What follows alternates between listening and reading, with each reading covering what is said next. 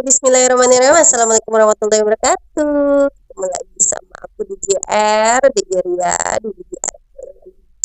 Hari ini bahas apa? Random nggak tanya bahasnya. Apa relationship? Tapi aku nggak mau bahas satu hubungannya. Cuman apa ya? Mau sedikit curhat, sedikit curhat.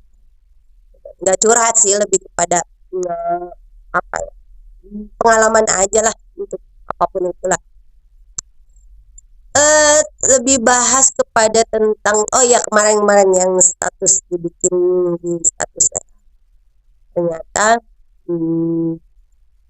itu tuh kemarin sebenarnya copas dari salah satu santri di pondok anakku gitu. Dia yang di aliyahnya, jadi pun simpen nomor dia, dapatlah status itu. Memang ada beberapa kata-katanya mungkin tulisannya aja kali maknanya sama tapi tulisannya yang aku perbaiki. Ternyata aku bacain ya.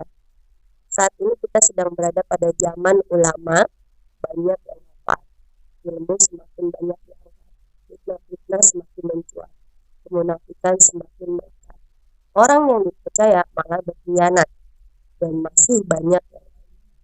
Maka cara agar kita selamat adalah halawat fil jalwah, menyepi dalam keramaian, bergaul tapi tidak melebur, bagaikan ikan di air laut. Artinya hidup di air asin tapi tidak membuatnya asin. Dan alat untuk itu adalah dengan menghidupkan hati dengan zikir. Berzikir terus. Ngomong tentang kita menitik beratkan pada pengkhianatan. Berat ya coy. Pengkhianatan mungkin setiap orang pernah yang ngerasain yang namanya pengkhianatan. Mau itu levelnya segitu, mau itu levelnya berapa lah, skala 1 sampai 10 atau skala 1 sampai 5 yang paling maksimal pasti ada lah. Kalau boleh jujur 3 tahun belakangan ini memang sebelumnya kita udah pernah kita ngerasain yang namanya pengkhianatan gitu.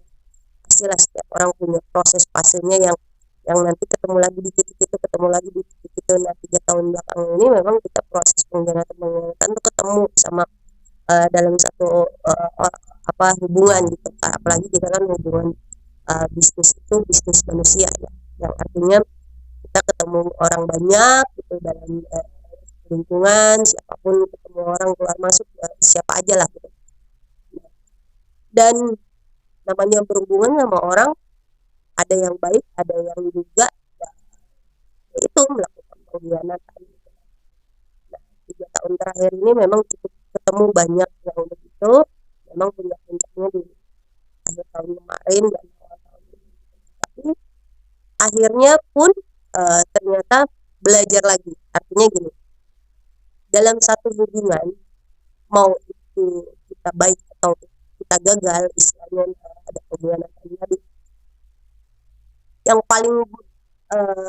paling gini, kalau hubungan baik kita menghasilkan sesuatu yang baik, entah itu keuntungan, entah itu hal-hal baik lainnya.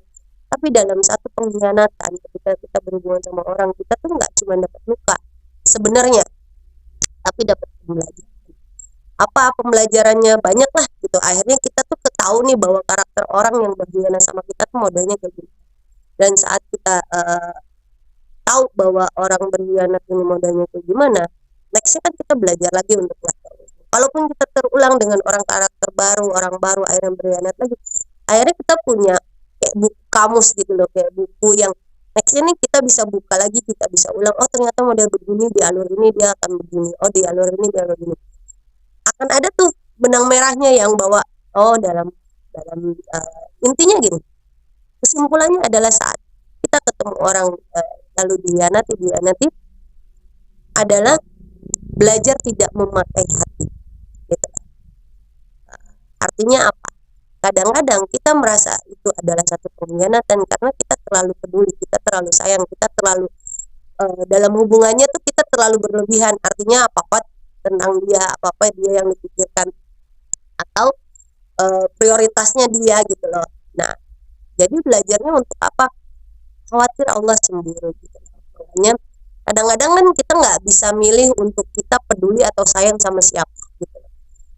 Walaupun kita even ya kita misalnya kita punya hubungan bisnis sama orang, nggak semua orang dalam bisnis itu kita peduli gitu, atau tidak katakanlah atau karyawan atau siapalah orang-orang sekitar kita, nggak setiap orang yang kita kenal itu kan kita peduli, tapi ada hati nih yang ujuk-ujuk gitu loh, yang tiba-tiba istilahnya kita tuh langsung istilahnya gue sama dia pengen ini deh apa namanya lebih gitu loh, rasanya lebih gitu loh, perhatiannya lebih, terus pengharapannya biasanya bukan lebih perhatian tapi pengharapan kita tuh tentang dia berlebih. Nah itu yang kadang-kadang terjadi pengkhianatan, terjadi akhirnya luka gitu loh. Nah belajar dari semua itu akhirnya melibatkan sesuatu hal yang begini, mau tidak mau akhirnya kita mengkerucutkan lingkungan kita, membuat makin sedikit lagi tentang lingkungan gitu loh, tentang pergaulan yang tadi dibilang seperti ikan di air laut, walaupun berenang di air asin tapi dia nggak terbawa asin gitu loh. Artinya ya udah bergaul seperlunya, ketemu, kerjasama, berproses apapun itu dalam hubungan gitu loh, tapi tidak punya pengharapan, ekspektasi mungkin ya, mungkin karena ngerasa kita terlalu disakiti atau terlalu dilukai karena kita punya ekspektasi tinggi tentang dia, berharap dia bisa lebih daripada yang sekarang, atau berharap dia apa ya, kita memberikan sesuatu hal yang dia tuh impactnya baik gitu loh. Ya mungkin kita bisa ngebantu orang berubah jauh lebih baik, tapi kita tidak bisa merubah orang itu jauh lebih baik. Itu sih konteksnya gitu loh. Nah kadang-kadang kita nih manusia karena udah ngerasa kita melakukan sesuatu hal yang lebih dari apa yang kita seharusnya gitu loh, kita tuh ngerasa pengen hal itu tuh terwujud, padahal kan belum tentu gitu loh. Artinya ya Allah pembolak-balik hati gitu loh. Mungkin bukan berarti dia buruk perasaannya dari Allah, nggak gitu, tapi lebih kepada pengennya mungkin kita belajar nggak terlalu berharapnya sama manusia. Artinya ya udah dalam satu hubungan ya nikmatin aja lah apapun itu gitu loh. Kalau memang hubungannya baik, kita dapat baik ya kita bersyukur, mungkin itu kita langsung menerima apa yang hasil dari buah kita gitu kan, apa yang dari kita tanam. Kalaupun kita berhubungan baik ternyata hasilnya buruk, ya Allah cuma pengen kita belajar untuk apa, belajar untuk ikhlas, bersabar gitu kan.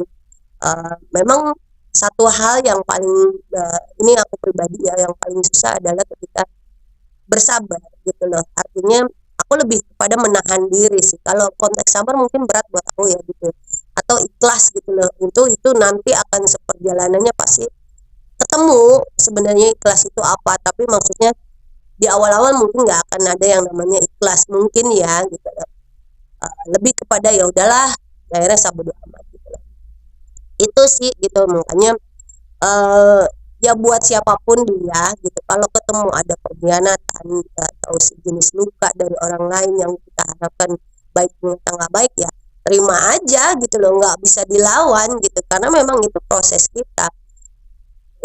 Dan satu hal lagi, kenapa kita dihianatin, sebenarnya Allah pengen cuman kita nggak seperti dia gitu aja.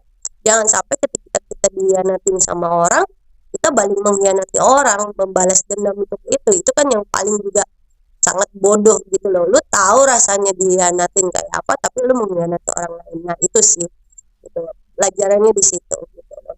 Jadi jangan terlalu ekspektasi tinggi tentang seseorang agar kita juga nggak terlalu sakit ketika ada pengkhianatan itu, dan jangan juga terlalu apa namanya berlebihan untuk memberikan rasa khawatir Allah cemburu dan kita diuji di situ.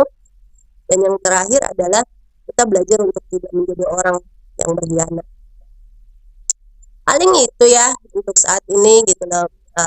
Akan ketemu lah nanti per periode gitu loh, ibarat kalau anak sekolah UTS ada, nanti ketemu lagi di kelas 1, kelas 2, kelas 3. Begitupun UAS, nanti ketemu lagi di kelas 1, 2, 3, ada praktek 1, 2, 3 gitu aja gitu. Hidup tuh sama gitu loh.